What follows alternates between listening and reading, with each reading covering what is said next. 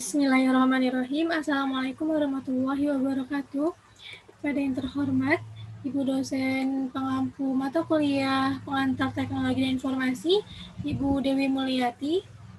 Pada kesempatan kali ini, izinkan saya untuk mempresentasikan mengenai tugas Project Digitation yang berjudul Indikator Kesehatan.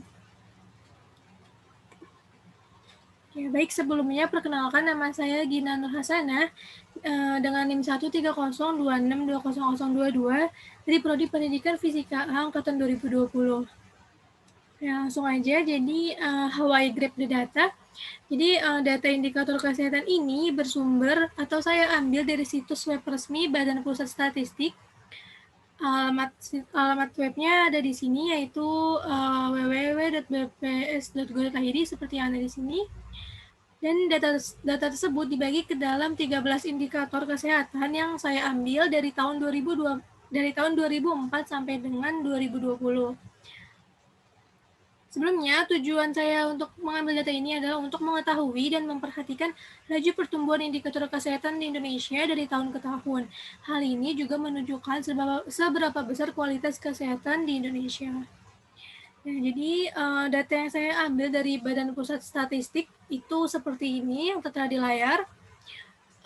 Pada situs webnya terdapat dari tahun 1995 sampai dengan tahun 2020, namun yang saya ambil hanyalah dari tahun 2004 sampai dengan 2020. Kemudian untuk memproses datanya, saya bagi ke dalam beberapa step. Yang pertama, memindahkan data dari web BPS yang sebelumnya tadi itu ke Microsoft Excel. Kemudian setelah disalin di Microsoft Excel, kemudian saya buka web Flowry Studio dan menginput data yang ada di Excel tadi ke dalam web tersebut. Kemudian setelah inputnya selesai, maka keluarlah outputnya berupa visualisasinya. Kurang lebih gambarannya seperti ini. Ini adalah proses step pertama, yaitu saat saya menginput data dari web ke dalam Microsoft Excel untuk sebelumnya dirapikan dari tahun 2004 sampai dengan 2020.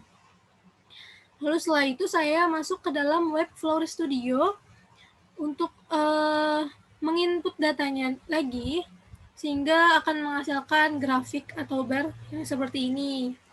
Ini adalah gambarannya, kemudian videonya seperti ini. Ada dari tahun 2004 sampai dengan 2020 yang terus berjalan di grafik ini. Jadi di grafik ini tuh ada angka-angkanya, di sini ada 1 sampai dengan 13. Ini menunjukkan beberapa kategori yang termasuk indikator kesehatan itu. Yang pertama, nomor 1 ada presentasi penduduk yang mengalami keluhan kesehatan sebulan yang lalu. Lalu yang kedua ada presentasi persalinan ditolong tenaga kesehatan, dalam hal ini adalah dokter, bidan, dan tenaga medis. Kemudian yang ketiga adalah presentasi balita yang pernah mendapat imunisasi BCG. Yang keempat, presentasi balita yang pernah mendapat imunisasi DPT. Yang kelima, presentasi balita yang pernah mendapat imunisasi polio. Yang keenam, presentasi balita yang pernah mendapat imunisasi campak. Yang ketujuh adalah rata-rata dalam bulan anak usia 2-4 tahun yang mendapatkan ASI. Kemudian yang kedelapan, rata-rata anak 2-4 tahun yang disusui dengan makanan tambahan. Lalu rata-rata anak 2, yang ke-9 itu ada rata-rata anak 2-4 tahun yang disusui tanpa makanan tambahan. Lalu yang ke-10 ada presentasi penduduk yang mengobati penyakitnya sendiri. Yang ke-11 ada presentasi penduduk yang menggunakan obat tradisional. Yang ke-12 ada presentasi penduduk yang berobat jalan sebulan yang lalu. Oke, baik, sebelumnya saya mungkin akan menganalisis tabel yang ada di sini.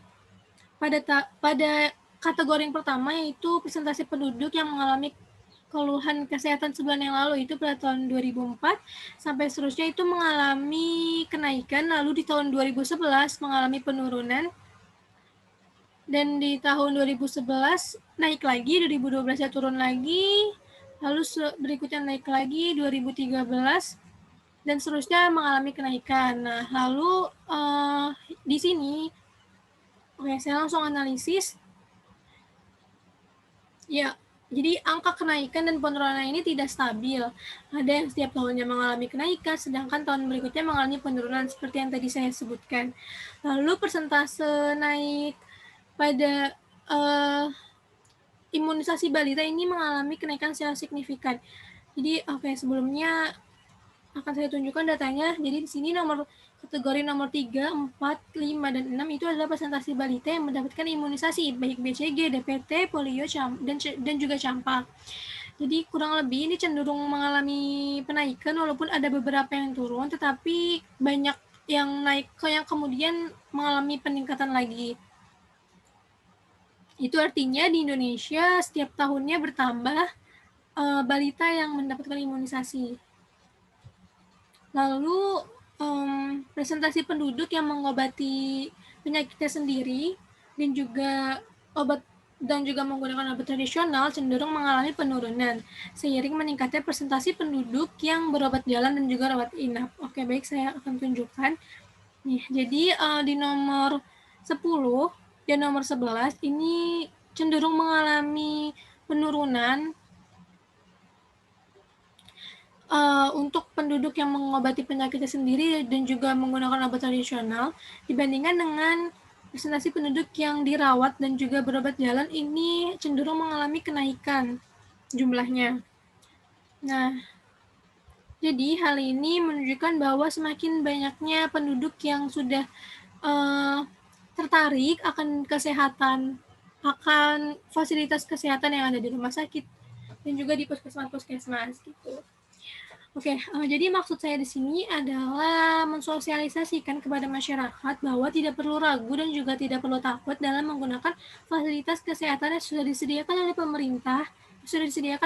pemerintah di negara Indonesia, seperti halnya imunisasi atau juga vaksin yang akhir-akhir ini sedang gencar untuk disosialisasikan kepada masyarakat.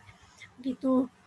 Jadi manfaatkanlah fasilitas-fasilitas kesehatan yang sudah diberikan oleh pemerintah itu dengan baik, tidak perlu ragu, tidak perlu takut, walaupun masih terdapat banyak kekurangan, tapi hal itu mungkin masih dibilang wajar sejauh ini. Jadi sasaran ini itu adalah untuk masyarakat gitu, untuk mensosialisasikan bahwa tidak perlu ragu lagi untuk menggunakan fasilitas kesehatan di Indonesia. Oke, jadi kesimpulannya dari data yang telah disajikan dan dari paparan yang saya berikan dapat dilihat bahwa rata-rata setiap tahunnya seluruh kategori dalam indikator kesehatan mengalami kenaikan.